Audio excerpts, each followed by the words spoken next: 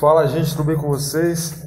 Nesse vídeo aqui você vai ver aí a entrevista de Miguel Oliveira, o Profeta Mirim, com os assembleianos de valor. Ele aí, neste vídeo, fala que nasceu surdo e mudo, e com a entrevista com o assembleiano de valor, ele fala que não foi bem assim. Muda totalmente o seu testemunho. Veja bem como a mentira tem perna curta, né? Galera, desde já eu quero convidar você que não é inscrito no canal para se inscrever.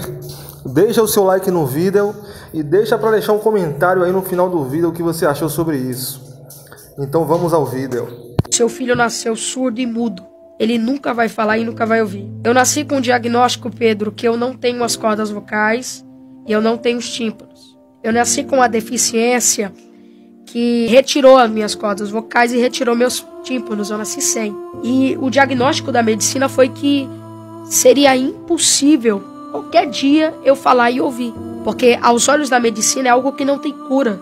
Eu não podia usar aparelho, porque aparelho é para aquelas pessoas que têm 1% de audição. Eu tinha 0. Minha mãe só sabia que se eu estava doente, se eu apontava para dor, chorava. Minha mãe só sabia se eu estava com fome, apontava para comida, sede. Passei 1 ano, passei 2 anos. Quando foi no dia 12 de abril de 2013, no dia do meu aniversário de 3 anos de idade, eu acordei falando e ouvindo. Isso foi uma chamada, isso foi um martelo que Deus bateu do céu. No dia do meu aniversário eu acordei falando. Que até os 3 anos de idade você tinha dificuldade de falar. Você chegou a ir atrás desses laudos, desse exame, para poder validar esse seu testemunho? Bom, Fábio, eu contei esse testemunho, né, que eu tinha dificuldades para falar e para ouvir, né, e com 3 anos de idade eu acabei surgindo um milagre. Eu não expliquei o testemunho direito e bem, né, eu tinha dificuldade na fala, minha língua era travada, dificuldade de audição, né, e ali aos olhos segundo, né, a história da médica, né, que disse, olha, aparentemente ele é surdo e mudo, né, mas não que foi dado um laudo, não que foi dado um exame, não foi. Então, assim, e Deus operou um milagre na minha vida. Eu tinha a língua travada e hoje você pode ver que eu falo muito bem, converso muito bem. Se alguém falar um tequingue lá do outro lado da rua, eu consigo ouvir, né. Então, foi um testemunho que eu contei, edificou muitas pessoas se identificaram. Hoje, em eventos, mães me param, Miguel, meu filho também nasceu com um problema, tal, assim, e Deus fez um milagre. Então eu creio no milagre de Deus, eu sou um milagre vivo. Eu estar aqui hoje, devido a tantas críticas, quantas pessoas não podiam ter parado devido ao que veio para cima de mim, mas eu tô aqui, isso é um milagre vivo, né? Então, é claro que não feriu o âmbito da igreja, nada disso, apenas disse. Quando eu era menino, Paulo diz, quando eu era menino eu fazia coisa de menino, e todo menino não pode embora eu tenha um vocabulário bom, mas eu não posso falar com vocês como ele fala, como um adulto fala. Então às vezes vai escapulir aqui um erro, né, alguma coisa mal interpretada, mas Deus fez um milagre na minha vida. Mas não que foi dado laudo, não que foi dado nada disso. Até mesmo porque em nenhum momento do meu testemunho eu disse que tinha laudo, tinha. Mas realmente houve a cura, houve um milagre. Exatamente, houve uma cura, houve um milagre. Por que os seus pais, né, não se manifestaram, não se pronunciaram em relação aos ataques que você vem sofrendo? Bem, Jaqueline, tá vendo? Jaqueline, bem, os meus pais, o meu pai não é crente, né, de conhecimento de todos. A minha mãe enfrenta sérios problemas de saúde e a gente entende que alguns problemas de saúde também psicologicamente. E eu tento, com a ajuda de pastores, de irmãos, proteger eles dessas. Eu sei que os pais que protegem os filhos, né? Mas a gente se encontra num momento delicado, né? Eles me protegem com carinho, amor. Quando eu chego de viagem em casa, a primeira coisa que eu faço é deitar no colo da minha mãe e do meu pai. Eu amo estar com eles. Saio com eles, viajo. Só que a minha vida particular não se posta. Quem me acompanha nas redes sociais, eu não posso sair. A única coisa que eu posso é quando às vezes eu estou no aeroporto, quando eu estou no hotel, quando eu estou na igreja. Eu não gosto de expor a minha vida particular. Mas eles não estão num momento apropriado ainda para falar, mas eu acredito que se eles mudar de ideia, eles vão se falar, vão se pronunciar. Mas é mais por isso mesmo. Você falou sobre a sua vida particular, que você não gosta de mostrar para as pessoas. Mas muita gente tem a curiosidade. Como que é o Miguel no dia a dia? Porque saiu em alguns portais de notícias que você tinha comprado carros de luxo, casa de milhões, né? Você vai andar no meu Rolls Royce. Você vai andar no meu iate. Então, como que é a vida do Miguel, o dia a dia do Miguel? Como é que é? Você acorda desse jeito que você tá, com esse cabelo arrumado, com esse terno? Você dorme de terno? Amarrado. Ô, Fábio, deixa eu te falar. Eu sou uma pessoa comum, eu sou muito brincalhão. Muito, vocês viram aqui, né? Sou muito brincalhão. Primeiro, ele falou que é palmeirense, já não gosto dele. Gente, eu sou corintiano. Eu brinco sim de bola. Brinco de boneca. De boneca não. Brinco de bola.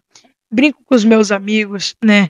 É claro que eu sempre cresci na igreja, né? Então, algumas coisas que não é de diário de um menino que não anda na igreja fazer. Agora sim, eu converso muito. É claro que o meu hobby é diferente do hobby. Eu gosto de conversar, eu gosto de papear, eu gosto de jogar conversa, eu gosto de estar no meio de pastores, no meio de pessoas que são sábias, né? E claro que a gente sai ali, uma brincadeira, alguma coisa. Eu sou o Miguel, eu sou um menino. Atrás desse paletó, dessa gravata, tem um menino de 15 anos de idade, né? Atrás do missionário Miguel Oliveira, atrás do profeta, atrás de qualquer outra coisa. Eu sou um menino, uma criança, digamos assim, que eu estou entrando na adolescência. Brinco, sou brincalhão, não sou essa conversa que sou arrogante, não. Só passar por onde eu passei e perguntar como que eu tratei o povo. É fácil, né? Então, eu brinco, mas em cima do altar eu entendo que já passou muito palhaço, não precisa de mais um. Então, eu adoto uma postura, né, séria em cima do altar. Então, mas não é porque as pessoas me viram num corte e pregando tal tudo que eu sou aquilo, né? É claro que eu sou uma pessoa normal, uso bermuda, né? É pecado não, né? Eu acredito que não. Não sei, mas arrumar problema, hein? Aí tem que ver com o seu pastor, né? Vamos ver, né? O que você acha, pastor Marcinho? O que o pastor Marcinho vai falar? Mas na verdade é assim, a pergunta é relacionada ao como que é a sua vida. Se você ainda mora na mesma casa, se você frequenta os mesmos lugares, ou se ou mudou alguma coisa depois que você começou a viajar, começou a pregar com muitas agendas, né? Bom, é claro que a nossa rotina sempre muda, né? Por causa das agendas, né? Correria. Mas é mentira que eu tenho um caso de 8 milhões. Mentira que eu tenho... qual é o nome do carro? Horror. Isso é um cachorro, né? Horror. Iate. Eu tenho uma capela. Uma capela de oração climatizada. E eu tenho um iate. Redentor dos mares com destino à salvação. Irmãos, é conversa. E tem gente que acredita nisso, né? Mas isso tudo é mentira. É claro que eu tenho minha casinha, né? Não tenho meu carro ainda, mas Deus vai dar em nome de Jesus.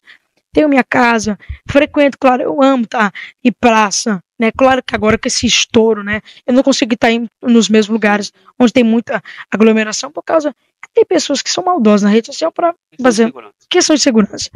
Mas eu passeio muito, né? Sempre quando eu tô viajando, né? Como alguém disse, agenda não é turismo, tal. Mas eu sempre gosto de conhecer. Quando eu vim aqui em Santa Catarina pela primeira vez, eu fui em Florianópolis, no pastor Joab Miranda. Um beijo, um negão abençoado. E eu falei, pastor, me leva para conhecer aqui, né, a cidade. E ele me levou, tal. Então, quando eu fui pro Rio de Janeiro, que eu fui pregar, eu quis conhecer Copacabana, né? E acabei pegando ali num patinete, subi em cima do patinete e quando foi cair, quebrei o dedo do pé, fui parar no Miguel Couto. Então, é claro que eu tenho receio, né, por causa dessas coisas, mas eu sou uma pessoa normal. Mudou, claro, a rotina, né? É uma loucura, mas eu continuo sendo a mesma pessoa. Miguel, atualmente você estuda, você gosta de estudar? Qual matéria você mais se identifica na escola? Bom, eu amo estudar, embora eu tenha muitos livros em casa e tenho muitos certificados que a minha escola já me deu. Eu amo história. História para mim é algo fenomenal. Tinha um professor eu estudei com 2 professores na minha escola. O que chamava Igor e o que chamava Leandro. Se ele tivesse assistindo, um abraço para ele, meu professor. E eu brigava com eles. Falei assim, pastor, eles são pra você me passar, não. Me para um teste maior, né? Eu que fui bom em matemática. Mas eu sempre adorei estudar. Tanto que eu tenho muitos livros em casa, estudo bastante. É bom para o conhecimento. E eu sempre amei história na minha escola. Vamos agora falar de política. Você gosta da política, você estuda, busca informações, e você já pensou se você pretende, se quer se candidatar? Bom, Fábio, eu estudei e eu pretendo, claro, sim, mais para frente é um desejo, né? Eu estudei a política brasileira, né? Eu adoro a política. Desde 1932 até nós, que assumiu Getúlio Vargas, aí depois ficou de 32 até 45, ele assumiu Eurico Gaspar Dutra, depois Getúlio Vargas voltou ao braço do povo em 1951, ficou até o dia 24 de agosto de 1954, que se suicidou no Palácio Catete, antiga sede do governo federal no Rio de Janeiro. Aí veio o Juscelino Kubitschek, que prometeu construir 50 anos em 5, aí veio o Jânio Quadros, veio a ditadura, veio o Tranquilo, que morreu com problema na apêndice, aí veio o Sarney, aí depois veio o Collor, aí veio o Itamar, aí veio o FHC, veio o companheiro, aí veio a Dilma e o Temer e o Bolsonaro. A história política, é claro que é um eventual que a gente estudou, a gente entende que mais ganhou a direita do que a esquerda, mas eu não negocio com a esquerda. Eu não negocio com quem quer mexer com as nossas crianças. Eu não negocio com quem quer parar a obra de Deus. E, claro, se um dia Deus me permitir eu chegar a Brasília defendendo os direitos que todo cidadão deve defender, que é Deus, pátria, família e liberdade, com toda certeza eu chegarei lá, com a ordem de Deus. Claro que, digamos que, é algo incerto, porque eu tenho 15 anos de idade, para depois alguém não pegar e registrar em cartório, que eu disse que... Então, é claro que é um desejo, um sonho desde moleque, que eu queria sempre chegar a Brasília e ser um deputado e falar e ser um senador, até mesmo um presidente. Mas é um sonho.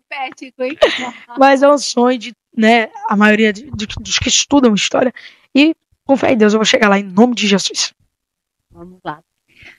Sobre pastores. Qual é o pastor que você se inspira? Bom, eu vou falar que senão vai dar briga, né?